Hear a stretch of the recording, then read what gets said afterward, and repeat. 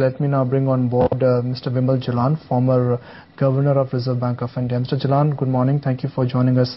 5.3% GDP growth is the slowest growth what Indian economy has registered in the last 9 years. Were you expecting these numbers to be as bad as what they have come out? Do you think this is a wake-up call for New Delhi? Because now incrementally things are only expected to worsen from here.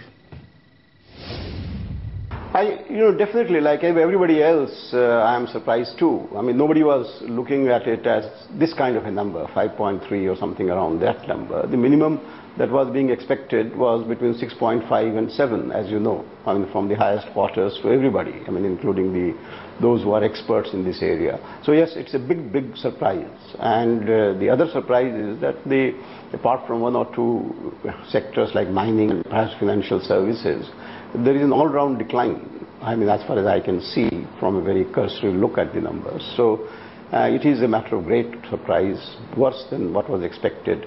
And I think we just have to wake up and do something.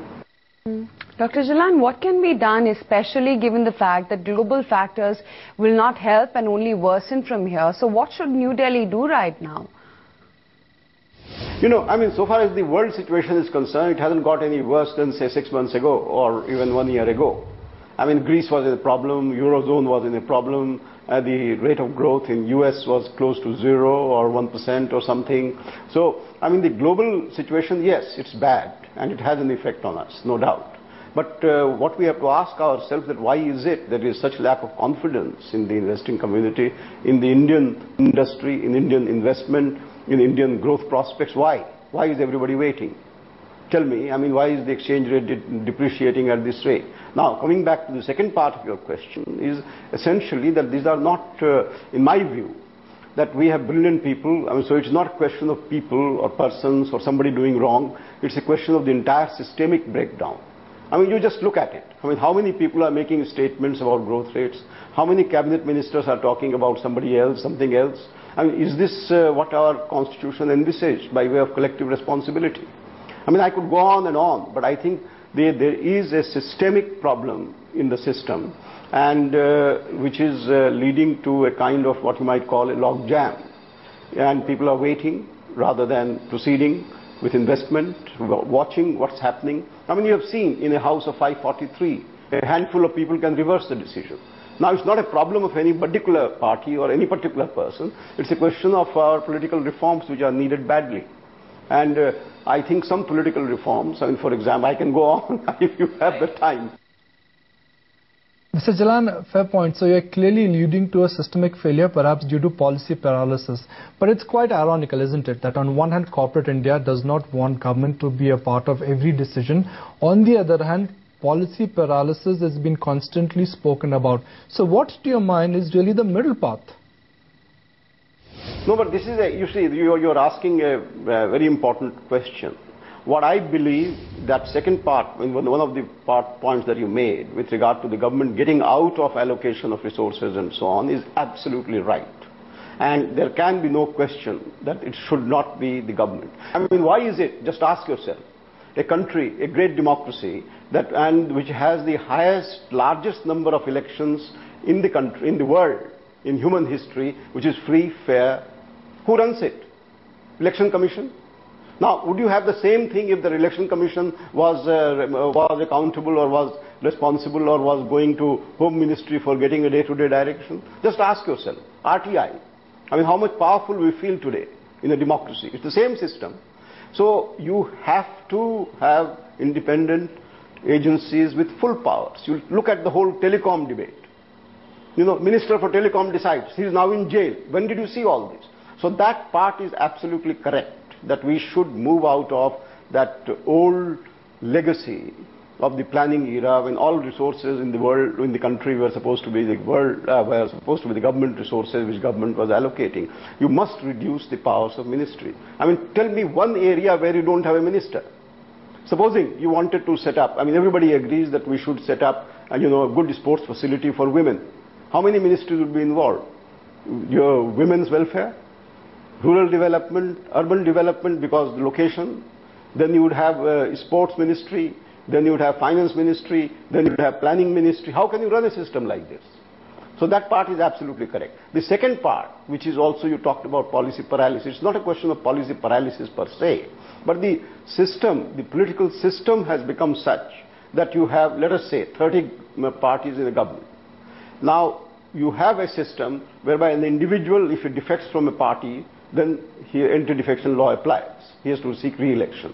But a party of 3 members can join the government, enjoy all the fruits, and then start differing with the government. There is no collective responsibility. Everybody is talking. Nobody is doing. Dr. Jalan, what about the investment climate, which is, no one's willing to invest right now? What can be done really to jumpstart investments? Also, isn't the scope of policy action limited given the external factors right now? No. I mean, there is no limited. You just look at our resources. Your savings rate is very good. Our investment rate is low. Capital output ratios are not as high. Productivity is low. Takes a lot of time. Every project is delayed in the public sector. Public-private partnership that has given a lot of power to the private sector to decide on things. So those are issues that we have to sort out. But the fundamental issue that we have to tackle is to have a uniform approach, a planned approach, a credible policy which is valid over a period of time, which is enforced by the government in a collective spirit, and just let's go ahead and do it. India is capable of doing what it wants, as I have said before, and there is no way in which India can't be again one of the rising powers, emerging powers, or great powers in the global economy. There is nothing to stop us. Okay, Dr. Jalan, just stay with us. Just want to mark Maruti's auto sales numbers for the month gone by, and they've fallen by about 5%. That's the total monthly sales data that I'm reading out for you. 98,884 units is what they've clocked in this particular month, in the month of May. The exports, they stand at 9406, and you can see the sharp nosedive that the stock is taking on account of that. Was going extremely strong up until now, and now you're seeing a sharp knee-jerk reaction come in for Maruti. That's the May auto sales data has gone down by about 5%. Even the exports have cooled off to 9406 versus a comparable of 10,000 thereabouts. And it's not like this is not on expected lines, right? Gone below 1 lakh. I mean, that's not a good print. And numbers, at least the momentum for Maruti in the near term will slow down further, because as percentage of total sales, Maruti, they derive about 65 to 70% of their total revenue from petrol cars. And since the difference between diesel and petrol is so large that the consumer shift automatically is happening to diesel. So in the near term, I guess Maruti is pitted against a couple of challenges. Number one, difference between price and diesel. Number two, what is happening in commodity prices. Number three, the royalty payout is always in dollar terms, and given the way our currency has cracked, at least the royalty burden for this quarter is just going to increase. So there's the reason why Maruti is underperforming, and there is every reason to believe that in the near term Maruti will underperform. I think the springtime for auto is now seriously getting challenged. The base number effect has kicked in for some of these companies. Mr. Jalan, my apologies for that detour. We just had to mark those important numbers. But let's talk about the environment. A lot has been said, a lot has been written about reforms which are waiting to take off. FDI in retail, FDI in aviation, diesel deregulation, land acquisition. But to your mind, what is that one single big legislation which could be a game changer? No, I personally, this is a completely what you might call unorthodox view. That it is not a particular reform or a particular policy which is required. It is implementation of what we say we will do that is required. Now just see, why was India one of the highest growing countries? The FDI policy was the same, this was the same, that was the same. Why? So when you need reforms, yes, over a long period which are sustainable. But that is not the fundamental problem. The fundamental problem is do what you say I will do. And what you say I will do must depend on what you are capable of doing. And hold people responsible, take tough actions if necessary. And I think it can be done. So reforms, yes. I mean, over a period of time, every country needs reforms, and we would also reform. But that is not the crucial, the central issue. Dr. Jalan, with growth coming to a grinding halt, there will be an increase in clamour for monetary policy action as well. But given that inflation is still high, what can be done both at the monetary as well as the fiscal end to revive growth? No, so far as RBI is concerned, I don't comment on the RBI per se. But let me talk about the general problem of monetary policy. The role of monetary policy in growth or in doing the kind of things that we were talking about is relatively limited in the present circumstances. Because it's not as if monetary, the repo rate or the other rates are 20%, 30% and you need to reduce it to make your investment profitable. Yes, marginal changes can be required, and I would say we should give the highest priority in our monetary policy, and whether it is done or not done is for the RBI to decide, to investment and growth, confidence, to bring about confidence. Whatever needs to be done should be done.